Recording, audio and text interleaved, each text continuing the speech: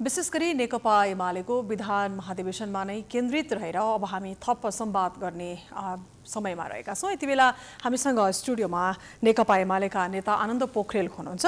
नेकपा एमालेको विधान महाधिवेशन हिजो मात्रै सकिएको छ र यो विधान महाधिवेशनले पार्टीका अध्यक्ष केपी शर्मा ओलीलाई अझ बलियो बनाउने आधार तय गरेको छ र विशेष रूपमा एउटा सन्देश पनि छोडेको छ। नेकपा एमाले भित्र केपी शर्मा ओलीको अर्को विकल्प छ कि छैन भन्ने जुन प्रश्न छ त्यसमा ओली नै सबैभन्दा शक्तिशाली नेता हुन् भन्ने प्रमाणित गर्न खोजेको भन्ने सन्देश पनि बाहिर प्रभाव भएको छ। वास्तवमा यो के हो त? यिनै सन्दर्भमा पनि हामी हाम्रा केही जिज्ञासा मेट्ने प्रयास गर्दैछौँ।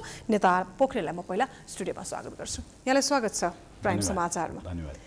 अब यहाँहरूले 3 दिन तामझामपूर्ण शैलीबाट नेकपा एमालेको विधान महाधिवेशन सम्पन्न गर्नुभयो। यहाँ सुरुमै प्रसङ्ग जोड्यौँ हामीले।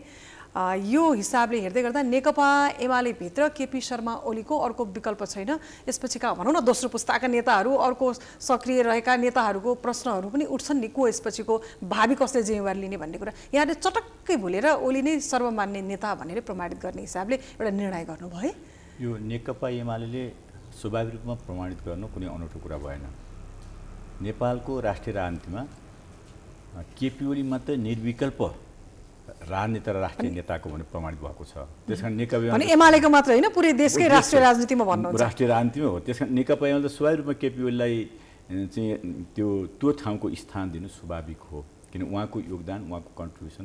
यो यहाँहरूले छ नि पाएको उपलब्धिलाई आधार मानेर भन्दै हुनुहुन्छ कि होइन हिजो सरकार चलाएको दम्ब बाँकी भएर एमाले अझै पनि यही कुरा बोल्दैछ? किनभने जुन कदम केपी शर्मा ओलीले चाहिँ अगाडि बढाउनु भएको थियो त्यही कदमले अहिले अझ उहाँ पछाडि परेको देखिएको परिस्थिति हो नि त। स्वाभाविक रूपमा षड्यन्त्र राजनीतिमा भित्र र बाहिरबाट हुन्छन्। त्यही षड्यन्त्रको शिकार हाम्रो पार्टी भएको, त्यही षड्यन्त्रको शिकार केपी ओली हुनुभएको।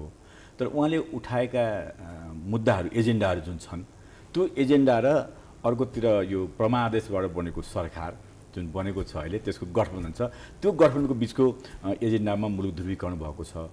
ध्रुवीकरण हुँदाखेरि परमादेशले जुन खालको गठबन्धन बनाउनको लागि चाहिँ जुन वातावरण तयार गर्यो, जुन सरकार बनाउन तयार गर्यो, त्यो गठबन्धनको औचित्य सकियो र कम्तीमा 100 दिन पुग्नै लाग्ने बेलासम्म सरकार बनाउन नसक्ने गठबन्धनको त औचित्य त करिब समाप्त भयो। यहाँले पनि त अवरोध त गरे हुनुहुन्छ नि त संसदमा। अनि अवरोध त हामीले चाहिँ स्वाभाविक हो। यो सदनले काम गर्न सक्दैन भनेर हामीले भन्यौँ, सदन विघटन गऱ्यौँ। अहिलेसम्म त्यही देखिएको छ। सभामुख राष्ट्रको सभामुख हुनुपर्छ, कुनै माओवादी अथवा गठबन्धनको सभामुख हुँदैन भन्यौँ। माओवादीको क्याडर्सको रूपमा र हिजो गुरिल्लाको रूपमा चाहिँ सभामुख अग्निप्रसाद सापकोटा आउनुभयो। त्यसपछि उहाँले त्यही ढङ्गको कुरा गर्नुभएको छ भने संसदीय मूल्य, मान्यता र मर्यादा र संसदीय नियमावली र संविधानलाई कार्यान्वयन गर्नको लागि पनि हामीले सदन अवरुद्ध गर्नु परेको छ। कुरा त यो हो नि। त्यसकारण अहिले हामीले सदन अवरुद्ध गर्नु कि गरेनौँ भन्ने प्रश्न होइन। अहिले सदन अवरुद्ध गर्नको वातावरण कसले तयार गर्यो, किन गर्दैछ, किन एकल ढङ्गले नेकपा एमाले त्यसको हिजो संसद विघटन गर्ने निर्णय तत्कालीन प्रधानमन्त्री केपी शर्मा ओली यहाँहरूको पार्टी अध्यक्षले गर्नुभयो। त्यो एकदमै सही थियो भन्नलाई पनि त यहाँहरूले अहिले भएका कुराहरूलाई रोक्दै छेक्दै बाधा पुर्याउँदै जानुभयो भने त इतिहासले प्रमाणित गर्छ। इतिहासले प्रमाणित गर्छ सही थियो कि थिएन भनेर। हाम्रो महाधिवेशनले पनि त्यो एउटा बाध्यात्मक कदम थियो र त्यो सही कदम थियो र मुलुक फेरि पनि निर्वाचन जान्छ। निर्वाचनभन्दा अगाडि मुलुकको राजनीतिक स्थायित्व र शान्ति प्राप्त हुँदैन भनेको त स्थायित्व भएको छ र त्यसको लागि अहिलेको गठबन्धनले त्यो नेतृत्व प्राप्त गर्यो भनेदेखि फेरि मुलुकमा अस्थिरता हुन्छ र नेकपा एमाले जित्नुपर्छ र केपी ओली नै फेरि प्रधानमन्त्री हुनुपर्छ भनेको नि स्पष्ट सन्देश त मुलुकले पाइसकेको छ। ल अब यो कुरालाई छोडौँ होइन। संसद विघटन भएको प्रसङ्गमा अहिले यहाँहरूले अझै पनि अवरोध गरेर राख्नु भएको छ। त्यसपछि हुने कुराहरूमै जाउँ, केन्द्रित हौँ। यहाँहरूको विधान महाधिवेशन सफल भयो भन्नुहुन्छ होइन यहाँले? अत्यन्त भव्यताका साथ नेपालको इतिहासमा यति ठुलो र यति व्यवस्थित ढङ्गले र यति ठुलो सङ्ख्यामा अहिलेसम्म यस्तो विधान, योभन्दा ठुलो सङ्ख्या थियो नि त। तपाईँहरू त अहिले फुटेर त्यति सङ्ख्यामा केन्द्रित हुनु भएको छ। हामीले अहिलेसम्म जतिवटा महाधिवेशन गऱ्यौँ, विधान महासचिव गऱ्यौँ, 6375-76 जना प्रतिनिधि राखेर अहिलेसम्म भएको छैन। त्यसो भएको कारणले गर्दाखेरि यो चाहिँ अहिले राजनीतिक इतिहासमा विधान महाधिवेशन जुन ढङ्गले भएको छ यो पहिलो हो र अत्यन्त सफल र धेरै प्रतिनिधि सहभागी भएर भएको विधान महाधिवेशन हो। यसरी बुझौँ यहाँहरूले यो हाम्रो नेकपा एमाले पार्टी अझै सशक्त छ भनेर देखाउन खोजेको हो कि आफूबाट अलग भएर गएकाहरूलाई देख्यौँ हामी यस्तो गजब गर्छौँ, हाम्रो भव्य भयो हाम्रो कार्यक्रम भनेर प्रथम यो यहाँहरूले विधान महाधिवेशन गर्नुभयो नि त? कसैलाई देखाउनु छैन। हामी अहिले पनि मुलुकको राष्ट्रको सबभन्दा ठुलो पार्टी हो। सदनमा पनि, संसदमा पनि र बाहिर पनि, स्थानीय तहमा पनि, जिल्ला सम्मेलनसम्म ठुलो पार्टी हो। जुन विभाजनको कुरा आएको छ, कथित यो अध्यादेशद्वारा विभाजन भएको छ 20% मापदण्डमा नेकपा एमाले फुटाउने गरी ल्याएको थियो, त्यो अहिले सरकारले फिर्ता पनि गरिसक्यो। यति नाङ्गो षड्यन्त्र त सामान्य लेमेनले नि बुझ्छ। यो अहिलेको अदालतले के गरेछ, शेरबहादुर देउबाजीले के गर्नुहुन्छ, प्रचण्डजीले के गर्नुहुन्छ, हाम्रो विरुद्ध कसरी षड्यन्त्र गरेछ, उहाँ राष्ट्रिय अन्तर्राष्ट्रिय ग्लोबल षड्यन्त्रको चाहिँ कसरी बाहाका शिकार बनिरहनु भएको छ भन्ने कुरो त स्पष्ट देखिसकेको छ। त्यसैले यसमा धेरै गर्नै पर्दैन। त्यसो भएको कारणले गर्दा अहिले त नेकपा एमालेलाई जुन नाङ्गोको बाहिर भित्र देखिने गरी षड्यन्त्र भएको छ, त्यसले गर्दा नेकपा एमालेको हाइट पनि बढेको छ, जनमत पनि बढेको छ। यो राष्ट्रको लागि लोकतन्त्रको यति धेरै गर्व गरेर भन्नुभयो नि यहाँले। आधारहरू के हुन्? आधारहरू भनेको पहिलो आधार अहिलेको गठबन्धन गैर संवैधानिक ढङ्गले परामर्शले भएको हो, त्यो संवैधानिक छैन र संविधानलाई संशोधन गर्ने काम चाहिँ सर्वोच्च अदालतले गरेको छ, त्यो बेठिक छ भने स्थापित भएको छ। यो सदनबाट कुनै ठोस निष्कर्ष, ठोस निर्णय हुन्छ। यो सदनले त अध्यादेश मार्फतै बजेटको प्रतिस्थापन गरेको, त्यसपछि कालो धनलाई सेतो बनाउनको लागि चाहिँ अन्डरवर्ल्ड इन्भेस्टमेन्टको चाहिँ खुला गरेर चाहिँ नेपालको राष्ट्रिय अर्थतन्त्र धराशायी पार्ने काम पनि गरेको छ। यो नि सबभन्दा एउटा देखिएको, अहिलेको सरकारले देखेको एउटा महत्त्वपूर्ण विषय हो भन्ने लाग्छ। त्यसको साथसाथै हिजो हामीले उसमा के अरे कालापानीको भारतीय सेना फिर्ता गर्नु, लिम्पेदर गर्नु, यो समस्या हो भन्छ। मुलुकको सार्वभौमता र अखण्डताको रक्षा र स्वतन्त्रताको रक्षा गर्नुपर्ने ठाउँमा यो चाहिँ के भन्छ भने यो चाहिँ समस्या हो भनेर भन्छ। अनि जयसिंह धामीलाई चाहिँ भारतीयहरूले चाहिँ तुइन काटेर, त्यहाँको प्रहरीले तुइन काटेर खोला बिसाउँदा त्यसको बारेमा बोल्न सक्दैन र पत्रकारले लेख्यो भनेदेखि खबरदार लेख्न पाइँदैन भन्छ। र त्यहाँको चाहिँ अहिले पनि केपी शर्मा ओली नै प्रधानमन्त्री हुनु भए यो अवस्था हुँदैन थियो देशको। अनि मुलुकमा चाहिँ भारतीय सेना चाहिँ हेलिकप्टर घुम्छ, त्यसको बारेमा बोल्ने आँट छन्। यो सरकार त कस्तो भएको छ भने दक्षिणतिर फर्केर बोलिन्छ कि भनेर डराउने स्थिति भएको छ। आफ्नो स्वाभिमान, राष्ट्रिय अखण्डता र स्वतन्त्रताको रक्षाको लागि होइन, कम्ती यसो भारततिर फर्केर बोल्यो भनेदेखि भारत रिसाउँछ कि भन्ने खालको स्थिति तयार भएको छ। यसको प्रतिवाद हिजो पनि केपी ओलीले गर्नुभयो, त्यो राष्ट्रियता रक्षालाई अहिले पनि हामीले गरिरहेका छौँ। र मुलुकको समृद्धिको लागि जुन खालको हामीले अभियान चालेका थियौँ, हिजोको जुन खालको चाहिँ जिडिपी थियो, जुन अन्तर्राष्ट्रिय इन्डेक्सहरू थिए, हामीले मानव सूचकाङ्क इन्डेक्सहरू, त्यो पनि हामीले धेरै पुरा गरेका स्थिति छ। त्यसले गर्दाखेरि अहिलेको सरकारको जुन 80 दिनको हाराहारीमा त यसको त नकारात्मक कामदेखि बाहेक सकारात्मक काम केही भएको छैन। यसले त सदन चलिरहेको बेलामा सदन रातारातबाट अध्यादेश ल्याउने अनि बजेट पनि अध्यादेशले प्रतिस्थापन गर्ने जस्ता कामहरू जुन गरिएको छ, यसले गर्दाखेरि के देखिन्छ भने नि यो सरकारको चाहिँ अब काम छ नि, यो नेपाल राष्ट्रको लागि नेपाली जनताले बोझा हो। त्यसो भएर अर्ली इलेक्सनमा जानुपर्छ, नयाँ जनताले त्यो हुन्छ त्यो हुन्छ। अहिले अर्ली इलेक्सनको कुरा आयो है, खासमा यो अर्ली इलेक्सनको कुरा चाहिँ कहाँबाट आयो भन्ने पनि प्रश्न रहला नि त। अहिले अब किन सरकार बन्न सक्दैन, संसद चल्न सक्दैन, यसले निकास दिने राजनीति निकास दिन सक्दैन, मुलुकमा राजनीतिक स्थायित्व कायम गर्दैन भनेदेखि ताजा जनादेश संसदीय प्रणालीको सबभन्दा उत्तम विकल्प ताजा जनादेश हो। ताजा जनादेशमा हामी दुईपल्ट प्रयत्न गऱ्यौँ, दुईपल्ट अदालतले असफल गर्यो। त्यही प्रयास चाहिँ सफल नभएपछि यो गठबन्धनलाई छिन्न भिन्न पार्नको लागि त अर्ली इलेक्सनको आवाज उठाएको होइन नि। होइन, हामीले मुलुकको आवश्यकता, हामीलाई गठबन्धन छ, सरकार त्यो गठबन्धन कस्तो बन्छ, सरकार त राखेर भएन, नराखेर त कुरै भएन नि। गठबन्धन कस्तो बन्छ, कसरी गर्छ त्यो मुलुकले देखिसक्यो। यसबारेमा धेरै पत्रकार साथीहरूले पनि मिडियाले पनि धेरै चर्चा गर्नुभयो। गठबन्धन असफल हो, काम लाग्दैन, रुन्छन् गठबन्धनका सदस्य साथीहरू। होइन, केपी ओली जो प्रमुख प्रतिपक्ष चाहिँ प्रधानमन्त्री मिल्न लाग्यो कि मिल्नु हुँदैन, के गरेको भनेर रुँदै शेरबहादुर देउवाले पख्नुहोस् म मिल्दिनँ भनेर आश्वासन दिएर चलेको यस्ता बैशाखीहरू लिएर मुलुकको राष्ट्र हाँक्न सकिन्छ, मुलुकको नेतृत्व गर्न सकिन्छ, त्यो देखिरहनु भएको छ। कति सम्भव छ त अर्ली इलेक्सन? यो त हाम्रो चाहना त अर्ली इलेक्सन हो र नेपाली काङ्ग्रेसका केही पनि अलिक बुद्धि पलाएका साथीहरूले अर्ली इलेक्सनको कुरा गरिरहेका छन् र नेपाली काङ्ग्रेस एकल सरकार बनाउँछ, अब गठबन्धन टिक्दैन भनिरहेका छन्। त्यता पनि बुद्धि फिरिएको कि जस्तो लाग्छ। त्यसमा मलाई त लाग्छ वैशाखसम्म अर्ली इलेक्सन हुन्छ जस्तो लाग्छ मलाई। हजुर, अब तपाईँले हुने सम्भावनालाई स्वीकार्नुभयो, यो पछि परिस्थितिले बुझाउला। तर अब यहाँनिर म यो उमेर हदको कुरा गर्न चाहन्छु है। 70 वर्षको जुन उमेर हद थियो, अहिले यहाँहरूले 70 वर्ष उमेर नपुगे 1-2 महिना बाँकी छँदै पनि यदि निर्वाचित भयो भने र 70 वर्ष उमेर पुग्यो भने पनि त्यो नेतृत्वले जुन जिम्मेवारी पाएको छ निरन्तर गर्न पाउने भनेर निर्णय गर्नु भएको छ होइन। यस्तो यो परिस्थिति भनेको पनि यसरी बुझ्दाखेरि यहाँहरूले फेरि यहाँहरूको सर्वमान्य नेता केपी शर्मा ओलीलाई नै मान दिनको लागि, उहाँलाई नै अघि सार्नकै लागि एउटा भनौँ न उहाँको विकल्प छैन भन्नको लागि ल्याएको प्रस्ताव हो? होइन, विकल्प धेरै छन्। अहिलेको आवश्यकता के विकल्प त को छन् भनेर त्यस्तो प्रस्तुत भएन त, देखिएन त। विकल्प को छन् भनेर भन्नुभन्दा पनि जसरी हामीले विधान महाधिवेशन सर्वसम्मत एकमतको साथ पास गर्यौँ, अबको नेतृत्व हामी मङ्सिरमा 10 देखि अगाडि हामी बुटोलमा महाधिवेशन गर्छौँ, नेतृत्व पनि सर्वसम्मत नेतृत्व चयन गर्छौँ। अब हाम्रो गुट उपगुट भन्ने खालको कुरा छैन। किन राजनीतिक दस्तावेज एकमतको साथ पास गरेका छौँ, साङ्गठनिक प्रस्ताव एकमतको साथ गरेका छौँ, विधान संसदमा एकमतको साथ गरेका छौँ भन्दाखेरि अब पेपरहरूलाई मिडियालाई चाहिँ किन टाउको दुख्यो कि जबकि पार्टी कार्यकर्तालाई पार्टीमा महाधिवेशन जानेहरूलाई चाहिँ कुन वर्ष कति वर्ष लाउने बारेमा सहमति गरेर पास गरेको छ। कसैले 1 साल पूर्व प्रश्न छैन, बरु सहभागीहरूले त के भन्यो भने उमेर हदबन्दी लाउनै हुँदैन भन्ने थियो, उमेर हदबन्दी लाउनै हुँदैन भन्ने माग गरेको थियो। भनेपछि जबसम्म केपी शर्मा ओली हुनुहुन्छ नेकपा एमाले केपी शर्मा ओली नै भएर उहाँले नेतृत्व लिएर अगाडि बढ्नुपर्छ, त्यसको लागि पनि त देखियो त कुरा। त्यस्तो होइन, हामीले विधानमा के भनेको छौँ एकपल्ट त्यतातिर होइन, कार्यकारिणी पदमा 2 पटकभन्दा के अरे त्यसको चाहिँ चुनाव लड्न नपाइने भने व्यवस्था गरेका छौँ। त्यस कारण अब 1 पटक हो केपी ओली भए पनि अर्को पटक त्यो हामीले चाहिँ हरेक एक ठाउँ मात्रै होइन तलदेखि माथिसम्म कार्यकारिणी पदमा 2 पटकभन्दा बेसी प्रतिस्पर्धा गर्न नपाइने भनेर प्रतिबन्धात्मक रूपले चाहिँ हामीले छलफल गरेका छौँ। नम्बर 1। नम्बर 2, उमेरको हदले राजनीतिक नेतृत्वको हामीले सीमितता गर्न सक्दैनौँ भने त ठुलो अत्यन्त ठुलो ढङ्गले चाहिँ कुरा उठेको थियो। त्यसको बावजुद पनि हामीले चाहिँ कम्तीमा 83 को महाधिवेशन, अब 83 मा महाधिवेशन, 83 मा चाहिँ नयाँ पुस्ताले नेतृत्व गरेर पुस्तान्तरण होस् भन्ने मनसायको साथ हामीले चाहिँ यो उमेर हदलाई चाहिँ कायम गरेका हौँ। हजुर, अब यहाँहरूले नेकपा एमाले यहाँसम्म आउनु त यहाँबाट फुटेर गएका जो नेताहरू हुनुहुन्छ, नयाँ पार्टी उहाँहरूले दल दर्ता गर्नुभएको छ, उहाँहरूको पनि योगदान छ नि, त्यसलाई चाहिँ चटक्क भुलेर विधान महाधिवेशन गर्नुभयो, उहाँहरूको नाम पनि लिन चाहनु भएन है? किन चुप बसेको सबैजना? जो मान्छेले कम्युनिस्ट पार्टीको नेता हुन्छ, पार्टीमा राम्रो गर्नुहुन्छ, पार्टीलाई अगाडि बढाउँछ, त्यो नेताको सम्मान गर्छौँ हामी।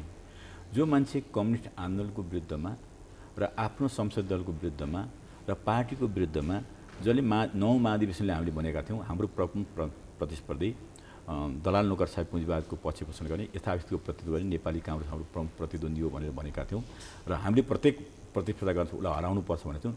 त्यही शक्तिसँग साँठगाँठ गर्दै अनि प्रधानमन्त्रीले राखेको विश्वासको मतदिन अविश्वास गरे अनुपस्थित हुने, बालुवाटारमा के अरे शीतल निवासमा गएर चाहिँ एप्लिकेसन दिने, अदालतमा गएर लाइन लागेर मुद्दा हाल्नेहरू कम्युनिस्ट पार्टीको नेता र कार्यकर्ता हुन सक्छन्, त्यो आन्दोलनको लागि हुन सक्छन्, हाम्रो पार्टीका नेता हुन सक्छन्, हुँदैनन्। त्यो त प्रतिक्रियावादीसँग आत्मसमर्पण गरेका कम्युनिस्ट आन्दोलनलाई ध्वस्त पार्ने प्रयत्न गरेका मान्छेहरू हुन् र ती मान्छेलाई फेरि सम्झिरहनु भनेको आन्दोलनलाई अगाडि बढाउन नदिनु। त्यस कारण आज हाम्रा ती तत्त्वहरू जो राष्ट्रिय रूपमा चाहिँ आत्मसमर्पणवादी चिन्तनको साथ प्रतिक्रिया चाहिँ आत्मसमर्पण गरेका छन्, कम्युनिस्ट आन्दोलन कमजोर पार्ने प्रयत्न गर्छन्, ती मान्छेहरूलाई तपाईँले आफ्नो पार्टीभित्रको नेतालाई मात्र गर्नुभएको कि अरू कम्युनिस्ट पार्टीलाई पनि भन्दै हुनुहुन्छ? स्वाभाविक, हिजो प्रचण्डजी पनि हामीसँग हुनुहुन्थ्यो र प्रचण्डजी पनि त्यही हो। मैले एकजना भने म के भन्छु भने तपाईँको एकदम लोकप्रिय मिडियाबाट अहिलेको परिस्थितिलाई सिचुएसन एनालाइसिस गर्दाखेरि जुन ढङ्गले कम्युनिस्ट चरित्र भनेर कम्युनिस्ट आदर्शभन्दा बाहिर बसेर जुन खालको चाहिँ संसद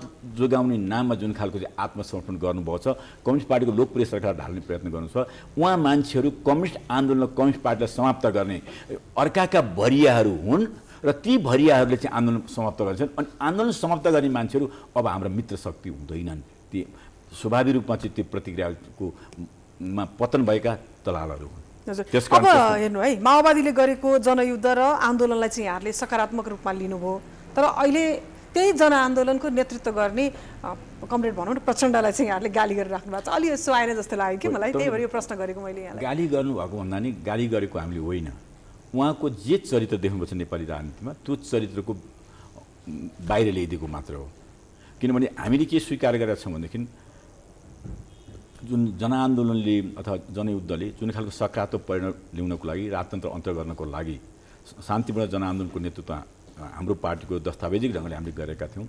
नेपाली काङ्ग्रेसले त्यसमा सहयोग गर्थ्यो, माओवादी नै आएको छ। यो त्रिपक्षीय शक्ति सन्तुलनको आधारमा हामीले एउटा महान क्रान्ति सम्पन्न गऱ्यौँ। त्यसबारेमा हामीले अनदेखी छन्। जुन ढङ्गले अहिले नेकपा एमालेको सरकार नचाहने मुलुकका जनता त थिएनन्, जसले राष्ट्रियताको पक्षमा लड्यो, जसले चाहिँ चीनसँग व्यापार र पारमाणु सन्धि गर्यो, जसले चाहिँ चुच्चे नक्सा प्रकाशन गर्यो, जसले नाकाबन्दीको प्रतिवाद गर्यो र भूपरिवेशमा भूजडित मुलुक बनायो, त्यो नेता र त्यो पार्टीको नेताको प्रमुखको विरुद्धमा षड्यन्त्र गर्नु भनेको कसलाई रिजाउन गरिएको हो? नेपाली जनतालाई होइन। यो जुन तागतले केपी ओली भारतीय सार्वभौमत्वमाथि आक्रमण गर्ने आक्रमणकारी भनेर त्यहाँका मिडियाले प्लिक केपी ओलीको फोटो देखाउँथ्यो, भारतको सार्वभौमत्वमाथि नेपालका प्रधानमन्त्री केपी ओलीले हस्तक्षेप गरी आक्रमण गरे भन्ने भनेर जसले प्रचार गरेको थियो, केपीले आज र भोलि नै सरकारबाट बाहिर जाँदैछन् प्रचार गरेको थियो, त्यसैलाई सघाउ पुग्ने गरी यहाँका कम्युनिस्ट पार्टीका भनिएका प्रचण्ड र माधवजीले त्यही काम र सहयोग पुग्ने काम गर्नुभएको छ भने यो काकतालीता होइन, त्यो योजनाबद्ध प्रयत्न थियो। त्यसकारण उहाँहरूको जुन अन्तर्राष्ट्रिय तागतसँग चाहिँ आत्मसमर्पणवादी चिन्तन छ, त्यो चिन्तनलाई नेपाली जनता देखेका छन्। त्यस आधारमा मैले यी कुरा भनेको उहाँहरूको हाम्रो मित्र शक्ति हुन सक्नुहुन्न, किन उहाँको चरित्रको आधारमा भोलि उहाँहरू सचेर आउनुभयो भने, किनभने सचेर हामी गल्ती रियलाइज गर्नुभयो भने त स्वाभाविक रूपमा हामी भोलि पनि कार्यगत एकतावनसँग अगाडि जान सक्छौँ। पहिले त उहाँले सचिनु पर्यो, आत्मालोचना गर्नु, ती चिज। अहिलेको उहाँहरूको व्यवहार चाहिँ उहाँले चाहिँ आन्दोलन यहाँहरू अझै पनि हामी एक हुन सक्छौँ भन्ने अवधारणा कायम राखेर अगाडि चाहिँ बढ्नु राजनीतिमा असम्भव भन्ने कुरा हुँदैन, तर अहिले जे गरिन्छ नीति र नैतिकता हुन्छ कि हुँदैन। मजाले गाली गर्ने होइन, जे शब्द पनि प्रयोग गर्ने, अनि फेरि भोलि तपाईँहरू फेरि हातै मिलाउने, अङ्कमाल्नै गर्ने है। त्यो चाहिँ यसो हो, त्यो चाहिँ उहाँले सचेर आउने स्थिति भयो भनेदेखि अहिले पनि त हामीले नेकपा माओवादीबाट चाहिँ कम्तीमा त्यहाँ विभाजन गरेर आउने साथीहरू त यहाँ आउँछ, रामबहादुर बालसँग अङ्कमालै गरेका छौँ, हातेमालै गरेका छौँ। र हिजो अस्ति पनि धेरै यी काठमाडौँबाट, काठमाडौँ 10 नम्बर वडाका हिजोको वडा अध्यक्षमा लड्नुभएका साथीले 55 जना जुम्मै 5 जनाको टिमै हाम्रो पार्टीमा आइरहेको छ। त्यसमा नेकपा माओवादी केन्द्रबाट चाहिँ त्यहाँको चरित्र, ढुलमुली चरित्र, कम्युनिस्ट आन्दोलनलाई चाहिँ जुन खत्तम गर्ने जुन खालको अभियान चाल्नुभएको छ, त्यसको विरुद्ध पार्टीमा एकीकृत भइरहेछ। किनभने उहाँहरू त सिद्धि नै हो, जसले दुनियाँले देख्छ मुलुकको राष्ट्रवादी र प्रजातान्त्रिक लोकतान्त्रिक आन्दोलनमा अगाडिको पार्टी र समृद्धिमा अगाडि गएको पार्टीको विरुद्धमा जानु भने त जनताले बुझ्छ नि त। हजुर, त्यसको त औचित्य त अहिले सरकार ढाल्न पर्ने त्यो औचित्य पुष्टि गर्न सक्नुभएको छ। यहाँकै विधान महाधिवेशन सफल हुँदै गर्दा नि मलाई यहाँलाई सोध्न मन लाग्यो, यहाँकै पार्टीभित्र तेस्रो धार पनि थियो भन्दै गर्दा नि त्यो तेस्रो धारसँग सबै कुरा मिल्यो? धारै छैन। नेकपा एमाले छ र विधान महाधिवेशनले मार्क्सवाद लेनिनवाद र जनताको बोझलाई मार्ने सिद्धान्त मानेको छ। त्यसैको माध्यमबाट अगाडि बढ्नलाई हामी सबै सहमत भएका छौँ। धार कहाँ देख्नु? यसरी प्लिज मेरो के भने मिडियाका साथीहरूलाई भन्छु, धार नखोज्नुहोस्। नेकपा एकताबद्ध छ, सुदृढ छ र यसको नेतृत्व केपी ओलीले गर्नुभएको छ। अब खालि अब केपी ओली एउटा छ नि, केपी ओलीकै शब्दमा भन्दाखेरि केपी ओली यति ठुलो बिरामी मैदान मरेन भनेर दाड गर्नेहरू, बाँचो भनेर चिन्ता गर्नेहरू, केपी ओलीलाई नेपाली जनता र नेकपा एमाले कार्यकर्ता मन परायो भनेर ईर्ष्या गर्नेहरूले त त्यस्तो कुरा भनिरहलान्। नत्र भने हाम्रो I love you KP Oli भनेकै उपलब्ध हो त। जसले ठिक दृष्टिकोण दिन्छ, ठिक नेतृत्व गर्छ। हिजो मार्क्सलाई पनि कम्युनिस्ट पार्टीहरूले आई लभ यू नि भने, लेनिनलाई पनि आई लभ यू भने, माओवादीले आई लभ यू आत्मरक्तिमा रमाएको त होइन है? होइन, तर हामीले उहाँको जस्तो गर्दैनौँ। हामीले 2 वर्षभन्दा बेसी कार्यकारिणी पदमा नेतृत्व गर्न दिँदैनौँ, विधानमा व्यवस्था गरेका छौँ। हजुर, अब यहाँको यो विधान महाधिवेशन भने हेर्दै गर्दाखेरि एमाले चाहिँ चिनिया कम्युनिस्ट पार्टीको मोडलमा गएको हो कि भनेर आशंका पनि गरियो, किनभने राजनीतिक प्रतिवेदनले पनि त्यही झल्को दिन्छ। खासमा कुरा चाहिँ के हो? होइन, हामी हिजो हामीले राजनीतिक आन्दोलन गर्दा जति बेला 1990मा विश्वभरिका कम्युनिस्ट ढल्दै थिए, सोभियत सत्ता ढलेको थियो, पूर्वी सत्ता पनि ढलेको थियो। त्यति बेला थुप्रै मान्छे झन्डा कम्युनिस्ट पार्टीको झन्डा छोडे, पार्टीको नाम परिवर्तन गराए। नेपालमा त त्यस्तो मुलुक हो। नेपालका तत्कालीन नेता जननेता मदन भण्डारी मात्रै त्यस्तो नेता हो जसले कम्युनिस्ट आन्दोलनमा विसर्जनवाद र जडसूत्रवादको विरोध गरौँ, मार्क्सवादलाई सिद्धान्तमा प्रयोग गरौँ भने जनताको बोधमा सिद्धान्त स्थापित गरेर यो ठाउँसम्म आइपुगेका हौँ। त्यसकारण हामी न हिजोको चिनको अन्ध नकल गऱ्यौँ, न अरू कुनै मुलुकको अन्ध नकल छौँ। नेपालको चरित्रको आधारमा, नेपालको वस्तुस्थितिको आधारमा हामीले कम्युनिस्ट पार्टी र हाम्रो कार्यक्रम र सिद्धान्तलाई परिभाषित गरेका छौँ, त्यही आधारमा अगाडि बढेछौँ। त्यस भएको कारण दुनियाँमा कम्युनिस्टहरूले चाहिँ कम्युनिस्ट सत्ता ढल्दा पनि हामी पटक निर्वाचनद्वारा चाहिँ हामी विजयको श्रृङ्खला, विजयश्री हामीले प्राप्त गरेका छौँ। बहुमतको सरकार पनि निर्माण गरेका छौँ। तर प्रश्न कहाँनिर हो भनेदेखि चुनाव चाहिँ उसको मात्रै हो, के अरे पुँजीपन्थी मात्रैको हो, अरूको मात्रै हो भन्ने कुरालाई पनि हामीले खोज्यौँ। चुनाव कम्युनिस्टको पनि हो, कम्युनिस्टले प्रतिस्पर्धा गर्न सक्छौँ भन्ने सिद्धान्तलाई हामीले स्थापित गरौँ। यो स्थापित गरिसकेपछि विश्वका वित्तीय एकाधिकार पुँजीवादका प्रतित्वहरू, साम्राज्यवादीहरू चिन्तित भयो। ओहो, नेपालमा कम्युनिस्ट पार्टीले पनि चुनाव जित्ने, चुनाव त हाम्रो मात्रै हतियार थियो। हिजो चाहिँ लोकतन्त्रको नाममा चाहिँ जनतालाई चाहिँ कम्ती वित्तीय एकाधिकार पुँजीवादको चाहिँ संरक्षण गरेर अनि त्योभन्दा तलका सरबार श्रमजीवी मजदुर वर्गलाई चाहिँ गरी खानेबाट दबाउनको लागि चाहिँ ठाउँ थियो। त्यो पनि खोसिदियो कम्युनिस्ट पार्टीले भने चिन्ता गर्नेहरूले मात्रै ती खालका कुरा गर्छन्। अन्यथा हाम्रो पार्टी लोकतान्त्रिक पार्टी हो, हामी लोकतान्त्रिक ढङ्गले चल्छौँ र नेतृत्वको बारेमा चिनिया मोडेल भन्नु, चिनिया मोडेल हो, नेपाली मोडेल हो। किन चिनिया मोडेलमा त्यस्तो होइन, कि चिनमा एक पार्टी सिस्टम छ, हामी बहुवादलाई स्वीकार गरेका छौँ, हामी प्रतिस्पर्धा गर्छौँ, 5 वर्ष आवधिक पनि जनतासँग टेस्ट गर्न जान्छौँ। तपाईँ कसरी चिनिया मोडेल भन्नुहुन्छ? चिनका राम्रा पक्षहरू हामी सिक्छौँ, भोलि हुनसक्छ भारतले राम्रो कुनै पक्षमा हामी सिक्न सक्छौँ।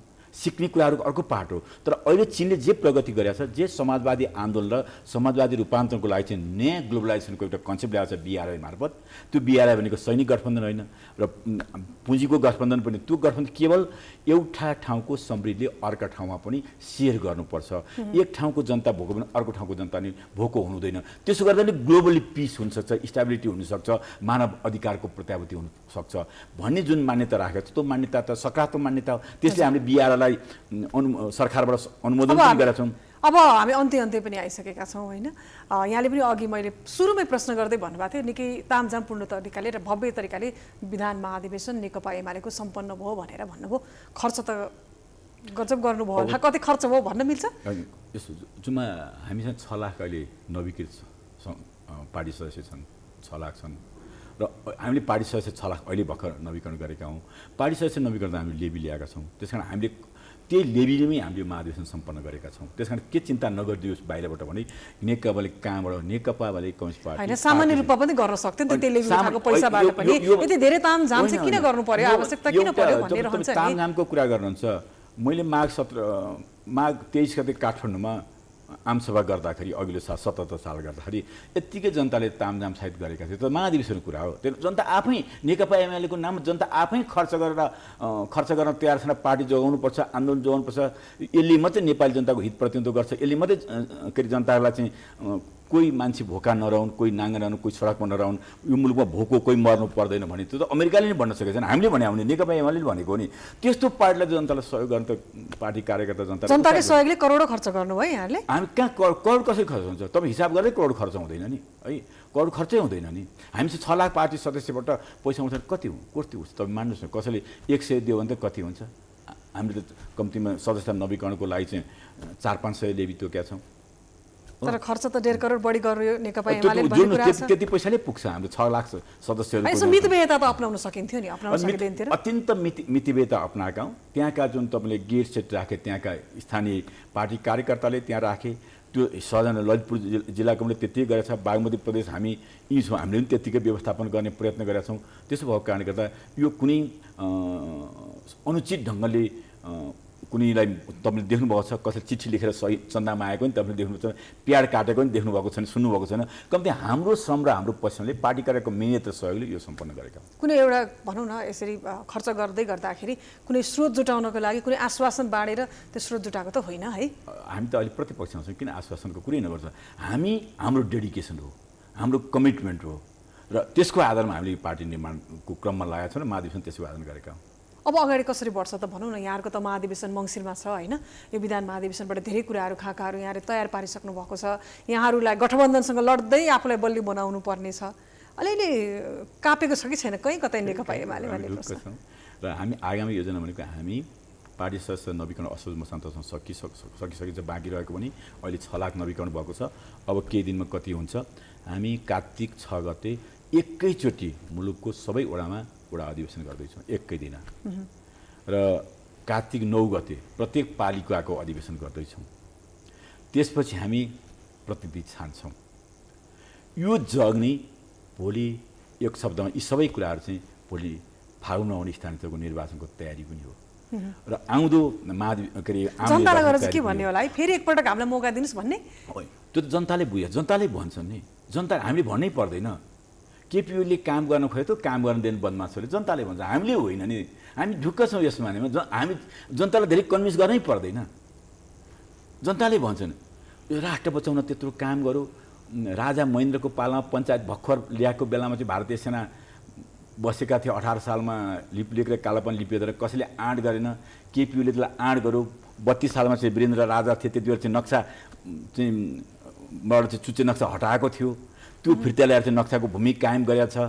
भारत मुलुक सानो हुनसक्छ, ठुलो हुनसक्छ, जनसङ्ख्या बढी हुनसक्छ, घटी हुनसक्छ, सार्वभौमिकता र स्वतन्त्रता घटी बढी हुँदैन भनेर बोल्न सक्ने नेता जहिले पनि हाम्रो चाहिँ दक्षिणबाट चाहिँ हाम्रो सार्वभौमिकतामाथि सीमानामाथि अतिक्रमण गर्छ त्यसो ठाडो सिर गरेर बोल्न सक्ने नेता ऊ मात्रै हो। भारतसँग मात्र होइन, चीनसँग मेरो त्यसरी प्रश्न बोल्न चाहिँ यहाँनिर हो सक्छ, कि अन्तिममा अमेरिकासँग हामी त्यसरी बोल्न हिजो सक्छ। जुन जनताको जनादेश पाएको थियो कम्युनिस्ट सरकारले भनौँ न होइन, अब यहाँ छिन्नभिन्न पार्नुभयो, यहाँले लथालिङ्ग पार्नुभयो, फेरि हामी यसो गऱ्यौँ भनेर एजेन्डा लिएर जनताबीच जान मिल्ला र भन्ने।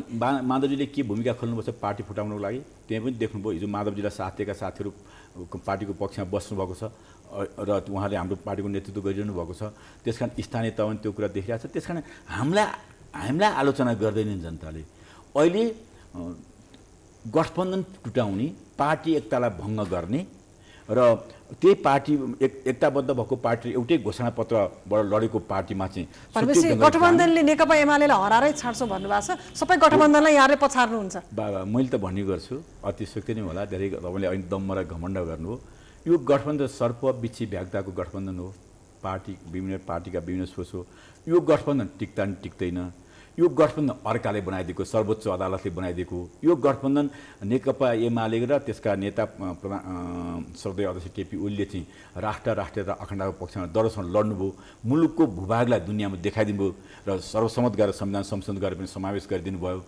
त्यसो भएर यसलाई हटाउनै पर्छ भनेर हाम्रो छिमेकीहरू लागेका थिए। त्यो छिमेकीलाई रिझाउनको लागि यो काम भएको छ। त्यस कारण हामी अहिले मैले भन्छु अलिक डम्म होला, घमण्ड होला, यो मिडियालाई भन्न मिल्छ मिल्दैन, तपाईँले सोधिहाल्नु। अहिले गठबन्धन एकीकृत भएर आयो भने मात्रै होइन, यो गठबन्धन टिकाउनको लागि नैतिक भौतिक सहयोग गरेर केपीलाई हटाउन लागि जुन अन्तर्राष्ट्रिय प्रतिक्रियावादीहरू छन् नि, ती प्रतिक्रियावादीका नाइकी गरेर आएर हामीसँग लडे पनि उनीहरूलाई हराइदिन्छौँ। हस् धन्यवाद यहाँलाई। धन्यवाद अवसरको लागि। दर्शकवृन्द, हामीसँग स्टुडियोमा नेकपा एमालेका नेता आनन्द पोखरेल हुनुहुन्थ्यो। नेकपा एमालेको विधान महाधिवेशन सफलतापूर्वक सम्पन्न भयो भन्दै गर्दा अब नेकपा एमाले कसरी अगाडि बढ्छ र महाधिवेशनको तयारी के छ, यिनै सन्दर्भमा रहेर हामी उहाँसँग कुराकानीमा केन्द्रित भएका थियौँ। समाचारको सिलसिला जारी छ, हामी विश्राम पछि आउँछौँ।